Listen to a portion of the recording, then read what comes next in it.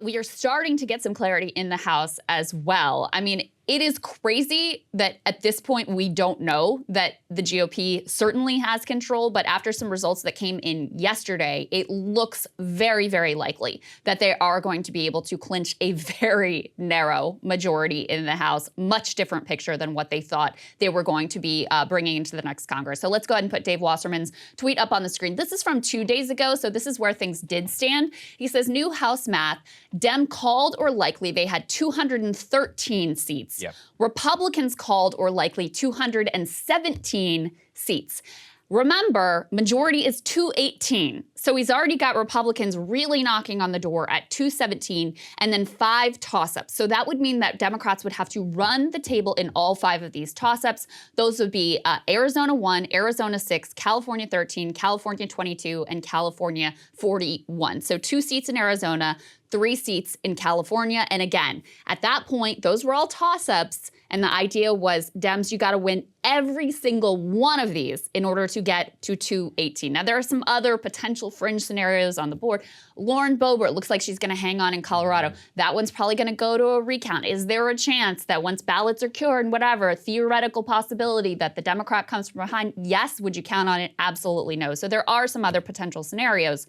But after yesterday, you had 3 of those toss-up races go the wrong direction for Democrats. You had Arizona 1, Arizona 6, and California 41. So 3 out of the 5 toss-ups go towards Republicans. I think one of those may have even been called. So with those 3 moving towards Republicans, that leaves 2 toss-ups that would put Dems at only 215. So what he's saying is basically Democrats need a miracle in order to pull this off at this point. Yeah, it doesn't look likely. You've only got 2 more. It looks like the GOP majority will be anywhere between like 219, depending, like you said, and like 222. But yeah, let's all put that in perspective. It's supposed to be R plus 25. So it's one of those things where if you only got 3 seats, now you're really looking like Nancy Pelosi. And this just causes so much consternation. Steve Kornacki broke some of this down in the projection as well. Let's take a listen.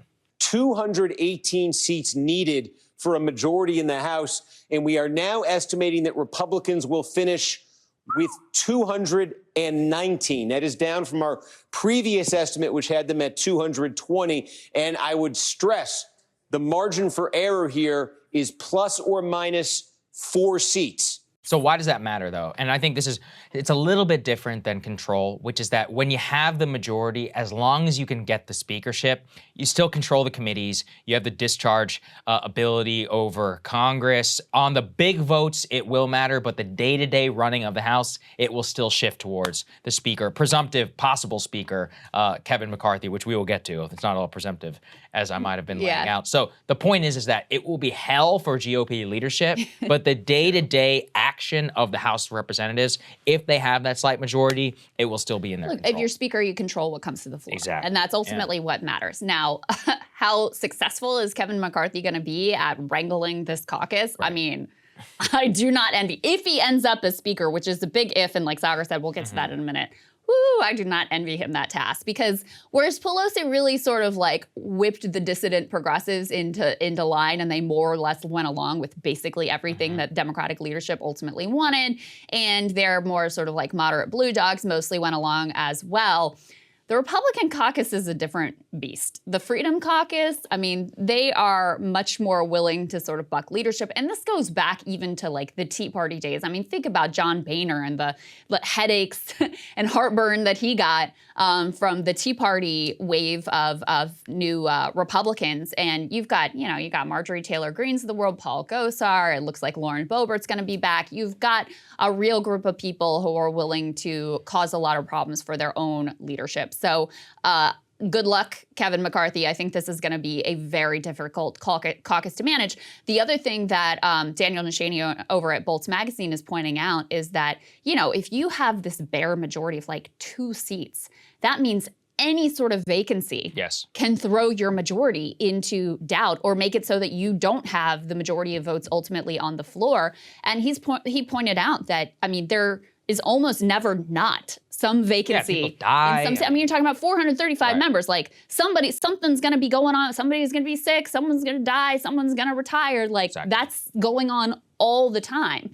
So if you have this bare of a majority, it really makes it difficult to get anything accomplished. It causes a lot of problems on the big, like some routine business, like funding the government or whatever, naming a post office. Like all this stuff matters and it has to actually go through the House. Same with committee business. That's going to be a big one. The steering committee, what exactly they can get through and whatnot. So I'm very interested to kind of see how it all plays out. I think that's going to be the story in Washington over the next 2 years. The Biden administration, like you said, look, the days of legislative accomplishment, they're over in a Republican House. It's just simply over. Republican judge or Democratic judges will be confirmed en masse and effectively both confirmed and appointed by the president. But on a major structural level, many of the battles for the future GOP, we're going to have to look to the House, both on the speakership, in terms of the legislation they may or may not allow through, exactly the holds, future aid to Ukraine, or who's going to vote which way, whether that McCarthy may have to work with Nancy Pelosi or whoever, Hakeem Jeffries,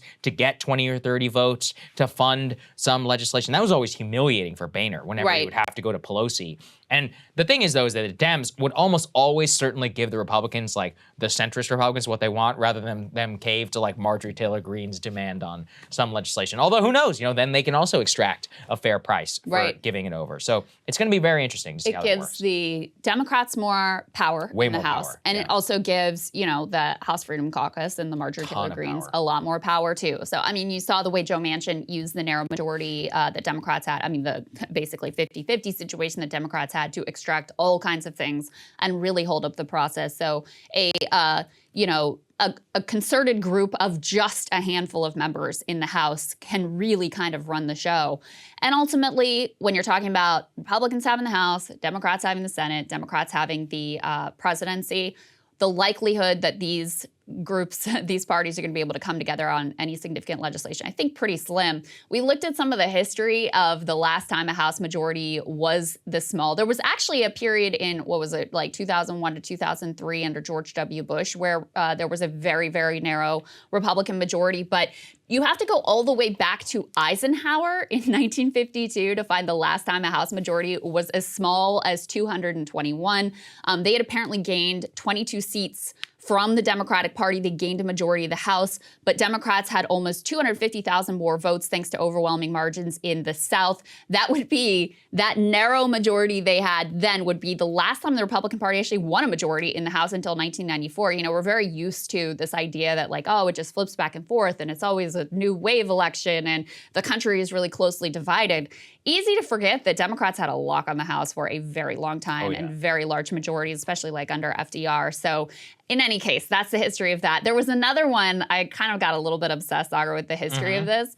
Back in 1931 to 1933, Republicans had just 218 seats, so the barest of bare majorities. Democrats had 216 and farm labor had 1.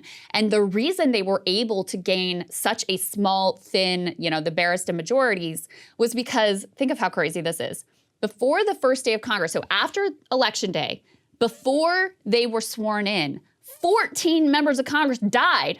What the hell is going on here? What a weird year. Right? Yeah. I was just thinking, if that happened now, imagine the conspiracies. Oh, yeah, people would lose it. People would lose. It would be crazy. So anyway, 14 representatives-elect died. And then Republicans were able to pick up just enough to be able to gain the majority of House seats. And, in past eras, when you've had these bare majorities, you actually haven't seen mostly total gridlock and stalemate because you had some sort of bipartisan common cause around World War I, for example, but hard to see them really linking up, joining hands and singing Kumbaya here over the next 2 years of the Biden presidency. The 1952 elections were actually really interesting. That's when Lyndon Johnson became very powerful in the Senate, and actually they made a gamble. At that time, there's actually not an uncommon split in the GOP, which is there were Eisenhower Republicans and then there were Barry Goldwater, Robert Taft types. So the Robert Taft types wanted to go all in on McCarthyism, losing Truman lost China. They want to go after the communists.